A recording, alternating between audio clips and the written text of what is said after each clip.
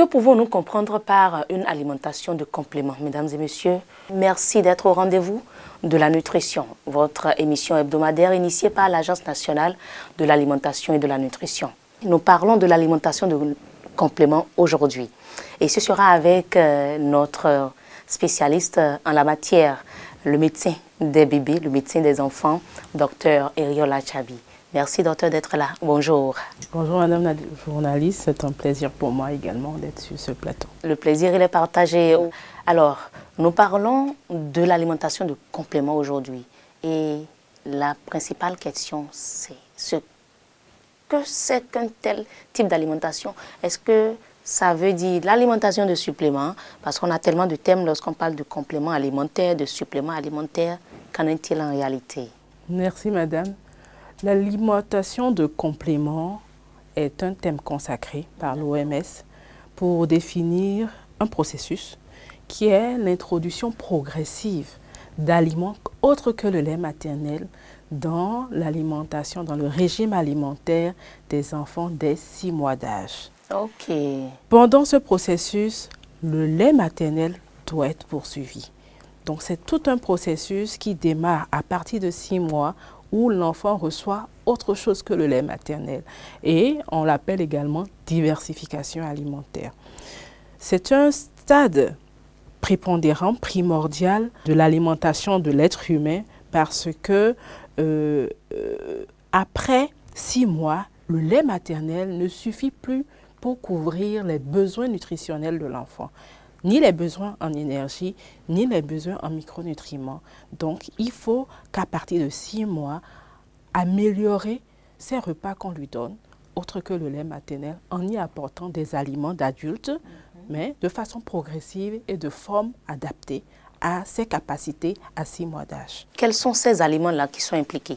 À cette période du processus de la vie, l'enfant est dans un corps en transition, en croissance, et pour ce faire, il y a certains aliments de 3 groupes, les glucides, les protéines et les lipides, auxquels nous allons rajouter le dernier groupe, les micronutriments. Donc, à cette période-là, nous sommes appelés à introduire des glucides sous forme de graines ou de féculents. Je vais parler des céréales ou de féculents, ignomes, patates, pommes de terre. Donc, nous allons apporter des glucides sous forme de farine écrasée ou sous forme de pâte. Oui. La pâte de maïs, la pâte de mil, ou bien sous forme concassée, sous forme de purée d'igname, de patates. Voilà. Donc, il y a le premier groupe de glucides. Le second groupe, c'est le groupe des protéines.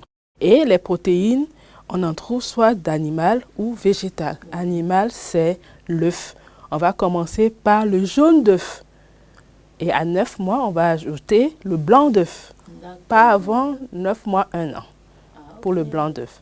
Donc, les protéines animales, la viande, le poulet, la viande de bœuf, de poisson, mais bien haché et moulu. On commence de façon idéale par le jaune d'œuf, ensuite, et le poisson, et la viande et le blanc d'œuf, ce sera après 1 an.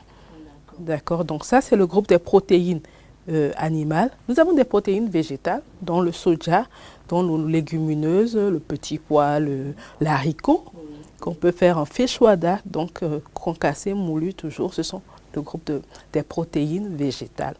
Et le troisième groupe, c'est les lipides. On n'en parle pas beaucoup parce que de façon culturelle, on ajoute toujours des lipides lorsque nous préparons nos repas. L'huile d'arachide, l'huile rouge, le beurre de karité. Voilà. On parle d'huile aussi dans les laits. On en trouve dans le lait, on a du lipide.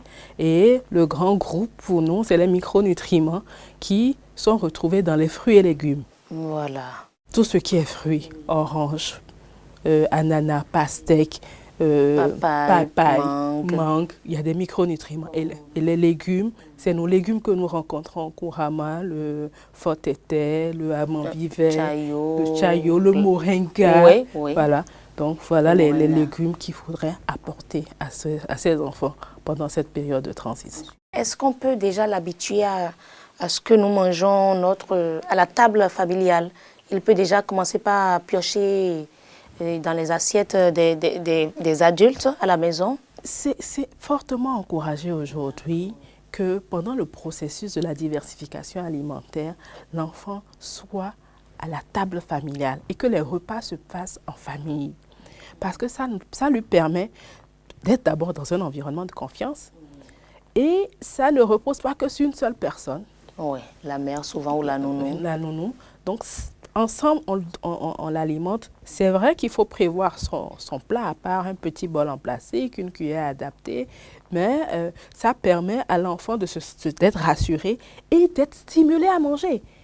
Tout à fait. Parce qu'il veut faire comme tout le monde. C'est ça. Il est stimulé à manger. C'est un environnement favorable pour l'alimentation. Est-ce que c'est en fonction de peut-être de la morphologie ou je ne sais pas, ou de l'état sanitaire de l'enfant qu'il faut voir s'il faut résolument, à 6 mois, commencer par procéder à une diversification alimentaire?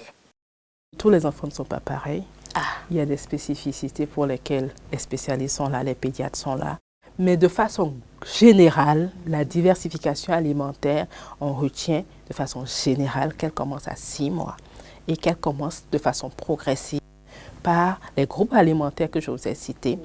Dans notre contexte, c'est les bouillies liquides. Assez liquides. Très liquides. Les belles-mères disent ça souvent. Très liquides. Assez liquides, hein, assez liquides. Très liquides au premier, entre 6 mois et 9 mois. Et dont l'épaisseur va s'intensifier progressivement pour avoir une bouillie épaisse à 1 an. Mais cette bouillie, c'est une bouillie multicéréale. Et cette multiplicité de céréales, c'est maïs, mil, sorgho, auquel on peut rajouter du soja, selon qu'il y ait des prédispositions allergiques ou non dans la famille, auquel on ajoutera des protéines. Donc c'est le doevi écrasé que je vais rajouter à ça, ou bien du jaune d'œuf que je vais mettre dans la bouillie. Ça a une petite odeur, mais bon, auquel je vais ajouter du moringa écrasé pour me faire des micronutriments. Moringa écrasé en poudre ou moringa, je fais bouillir l'eau, j'enlève les feuilles et j'utilise ça pour faire la bouillie de mon enfant. J'ai déjà mis beaucoup de micronutriments dedans pour mon enfant. Donc cette bouillie enrichie, que je peux également enrichir en arachide, en cuir écrasé, c'est des lipides. Et tout ça, tout ce que vous citez là se retrouve dans notre environnement facilement, hein? Et à moindre coût aussi. À moindre coût. Oui. La diversification, ce n'est pas une question d'argent, c'est une question d'être éveillé. Et c'est ce que la NAN apporte à travers les communications que nous faisons dans celle-ci. Donc, retrouvons les 4 groupes alimentaires dans une bouillie, en plus du lait maternel, en plus d'une collation. Voilà, en plus. En plus. Donc, il y a la bouillie. Le matin, comme c'est notre habitude culturelle, le soir, je peux faire la pâte de cette bouillie-là pour lui ajouter du nénoui. Je ne veux plus mettre le moringa que j'ai mis le matin, mais je lui mets le nénoui qui est de la feuille. Oui, un nénoui crin-crin avec huile rouge, poisson d'oevi dedans, un peu de afitin pour donner le goût et tout. Et le soir, si je fais le gombo aujourd'hui, demain je fais le nénou. Le troisième jour, ça peut être du asro cuit. Okay. Ah, les enfants peuvent... Ah, c'est des graines. Donc finalement, ils peuvent tout manger à la fin. Ils peuvent tout manger, sauf surtout le blanc d'œuf et la viande, le lait d'adulte après 1 an. Sinon, avant 1 an, ils peuvent tout manger, sauf ces 3-là qui sont difficiles à digérer. Donc ces 3 aliments, c'est après 1 an. Alors, comment les parents pourront donc s'assurer de répondre aux besoins nutritionnels de leurs enfants malgré les ressources limitées? Pour tout faire, il faut avoir la bonne information. Et cette bonne information se situe au niveau de vos thérapeutes. Au-delà de ça, avant même le spécialiste, dans tous nos centres de santé, avant les vaccinations, nous faisons des séances d'information et d'éducation IEC. Avant les consultations prénatales, nous donnons des conseils aux gestantes pour les préparer à gérer leur enfant nouveau-né et à gérer la période de la diversification. Et nous allons intensifier cela pour que les bonnes informations leur parviennent. Alors, mesdames et messieurs, avant de poursuivre, surtout la partie consacrée aux actions menées sur le terrain par la NAN, nous allons prendre une courte pause. Femme allaitante. L'alimentation de compléments est essentielle pour établir de bonnes habitudes alimentaires chez ton enfant. À partir de 6 mois, ton lait maternel reste fondamental. Mais il est important de compléter avec des aliments diversifiés pour répondre aux besoins croissants de ton bébé. ne cesse pas d'allaiter pendant la période de 6 à 24 mois. L'alimentation de complément est une opportunité cruciale pour prévenir la dénutrition et ses impacts à long terme. Ton lait maternel seul n'est plus suffisant après 6 mois pour couvrir les besoins en énergie et en nutriments de ton enfant. Complète-le progressivement avec des repas riches en énergie et en nutriments comme des bouillies à base de céréales, des protéines animales ou végétales et des collations saines comme des fruits. Une bonne alimentation de complément, c'est investir dans un avenir en pleine santé pour ton enfant. Ceci est un message de l'Agence nationale de l'alimentation et de la nutrition, ANAN. Comprendre pour agir en faveur de la nutrition. Alors, nous sommes avec Dr Eriola Chabi pour parler de l'alimentation de complément, encore appelée diversification alimentaire. Et elle a dit tantôt, c'est à partir de 6 mois. Voilà, à partir de 6 mois. Mais à chaque étape, docteur, comment procéder? Merci. De façon schématique, il faudrait retenir que le lait maternel se poursuit. On va ajouter des repas et on va ajouter des collations. Donc, il faut que les mamans et les papas et les gardiens d'enfants sachent qu'il y a 2 choses à ajouter en plus du lait maternel, repas et collation. De 6 à 9 mois, je vais lui donner 2 à 3 repas constitués de bouillie ou de purée d'environ 2-3 cuillerées à soupe. Donc, à 6 mois, je lui donne 2 à 3 cuillerées à soupe. Ça fait environ 45 ml. Pour aller jusqu'à 125 ml lorsqu'il aura 9 mois. 2 à 3 fois par jour. Ça, c'est les repas principaux. Ça veut dire le matin, il va prendre un repas. À midi, il va en prendre. Le soir, il va en prendre. À partir de 9 mois, ces repas-là vont passer à 3 à 4. Donc, il faut là ajouter le goûter. D'accord? Et peut-être un repas la nuit. Parce que l'enfant entre 9 et 1 an bouge beaucoup. Et il va prendre tout ça et le lait maternel est toujours là? Oui, le lait maternel est toujours là. Vous voyez comment les enfants bougent? Vraiment? Ils ont besoin d'énergie et de nutriments. Et c'est le moment où il faut asseoir son capital pour la vie. Après 1 an, ça va passer, la quantité, au lieu de 125 ml, ça va passer à 250. Il ne faut pas dire obligatoirement ça, mais c'est des standards que vous vous donnez pour savoir la quantité que je peux lui donner. Mais on peut mesurer ça comment? 250 ml, c'est le petit bol d'acassa qu'on a partout lorsqu'on fait nos cérémonies. Là, le petit bol, c'est 250. Donc, je commence avec ce petit bol, la moitié entre 6 et 9 mois. Après 9 mois, ce bol-là, ça fait 4. D'accord. Ça fait 4 repas de ça. 4 fois ça. Et après 1 an, je vais essayer de remplir 200 voire 250, tout le bol, si c'est possible à chaque repas. Donc, c'est la bouillie. Ça peut être à midi, une purée de ragoût. À 15h, 16h, un yaourt. Ou bien un jus de pastèque. Et le soir, c'est un peu de pâte avec beaucoup de sauce nénoui qui peut aller à 3/4 de ce bol-là. Puisque je sais que mon objectif, c'est presque remplir s'il a plus de 1 an. En dehors de ces repas, j'ai parlé de collation. Collation, c'est un petit biscuit. C'est un fruit que je vais donner à 10h. Un biscuit et puis une orange. À 16h, ça peut être le hata que j'ai avec du cuiculi ou bien un peu de gari et de cuiculi. Ou du tapioca et du cuiculi. Oh, tout petit là? Oui, je vais écraser le cuiculi que je vais saupoudrer sur son tapioca. Donc, il peut manger du gari délayé. Ah, mais dis donc. Ah, mais les mamans sont sauvées. On n'a pas besoin d'aller au supermarché ou... C'est sûr que le gari, je ne pourrais pas donner un gari à un enfant de 6 mois parce qu'il faut avaler, ce sera difficile. Mais je peux lui faire la bouillie de tapioca avec 9 mois, légère. D'accord? Et sur lequel j'ajoute de l'arachide ou du moringa.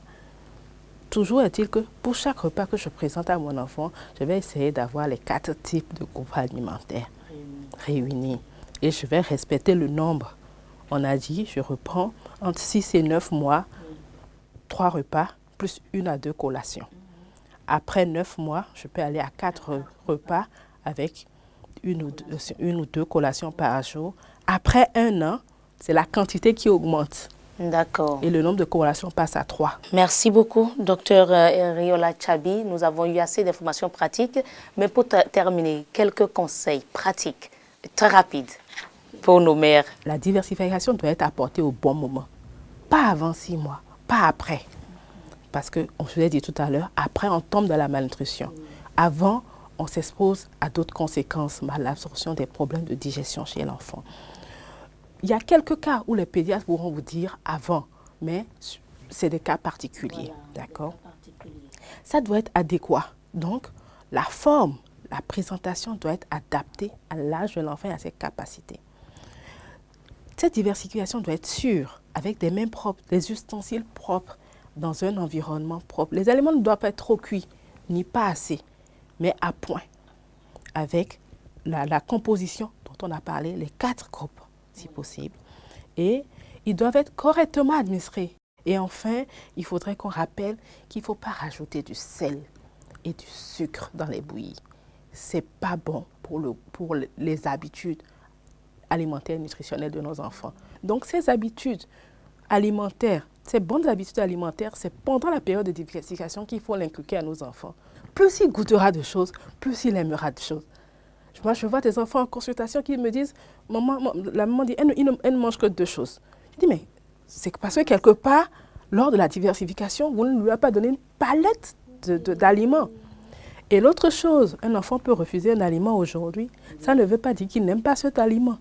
L'OMS dit, on retiendra qu'un enfant refuse un aliment ou ne tolère pas un aliment lorsque nous l'avons présenté cet aliment 8 fois et qu'il a refusé 8 fois. Wow. La plupart du temps, avec les enfants, quand vous insistez, vous les encouragez, ils finissent par manger l'aliment. On a beaucoup de fruits. À son soin, on n'en parle plus. La pomme sauvage, on n'en parle plus. Des choses comme ça, nos enfants ne goûtent plus à ça. Parce qu'on n'a pas la patience de le leur proposer. Notre devoir de parents, c'est d'éduquer les enfants et leur donner une large éventail de fruits et légumes. Cela permet qu'ils aient leur réserve en micronutriments et cela permet de diversifier le plat familial, le plat qu'on lui propose pour avoir les micronutriments nécessaires. Merci beaucoup, docteur Riola Tchabi. Ce sera tout, mesdames et messieurs, pour votre émission Les rendez-vous de la nutrition consacrée aujourd'hui à l'alimentation de compléments. Merci, à très bientôt.